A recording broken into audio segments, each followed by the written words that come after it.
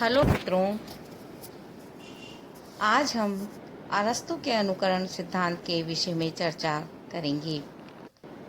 हमने अपने पिछले वीडियो में प्लेटो के अनुकरण सिद्धांत के विषय में चर्चा की थी और प्लेटो कवि और काव्य के विषय में क्या सोचता है, इस विषय में हमने निरशील विवेकी बुद्धि से दोनों पक्षों को जानने का प्रयास किया था। समाज के हित को ध्यान में रखकर नवयुवकों में चरित्र निर्माण को बढ़ावा देने के उद्देश्य से प्लेटो ने कवि और काव्य का जो विरोध किया था और आदर्श राज्य में उन्हें स्थान देने से पूर्व कई बंदिशें लगाई थी, उन्हीं सब का एक तरह से उत्तर देते हुए अरस्तु ने अपना विवेचन प्रस्तुत किया है। कवि का पक्ष रखा है, वही पक्ष हम यहाँ देखते हैं। अरस्तु के मत में अनुकरण वस्तु मात्र का पुनरुत्पादन नहीं, वरन उसके द्वारा मानव हृदय और मस्तिष्क पर पड़े प्रभाव का भी पुनरुत्पादन है।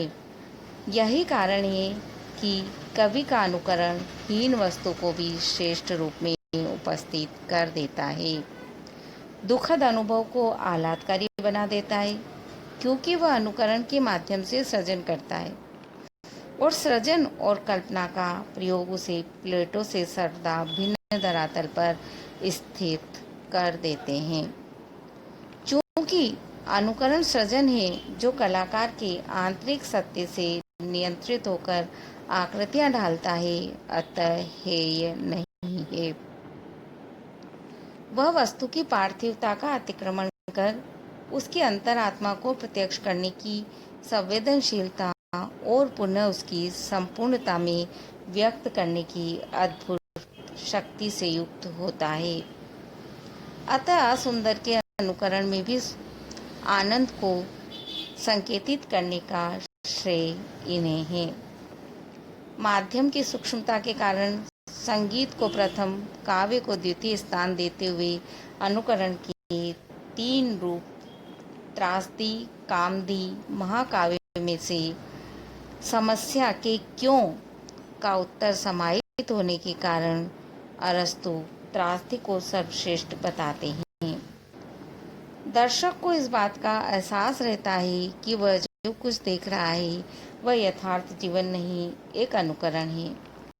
यह पोएटिक डिस्टेंस हमें वास्तविक भय और पीड़ा से मुक्त रखता है। हमारे भय और करुणा के अतिशय भाव का विवेचन कर मानसिक संतुलन प्रदाता होने के कारण काव्य के प्रभाव को सदा ही मंगलकारी मानते हैं। ये मनोविकारों की संतुष्टि के माध्यम से पूर्णता की परिकल्पना करते हुए अनुकरण की क्रिया को अनुकर्ता श्रोता दोनों के लिए आनंददायक मानते हैं। इस तरह से अरस्तु ने प्लेटो द्वारा कवि की जिन भावनाओं को न समझ सकने के कारण आदर्श राज्य से कवि को निष्कासित करने का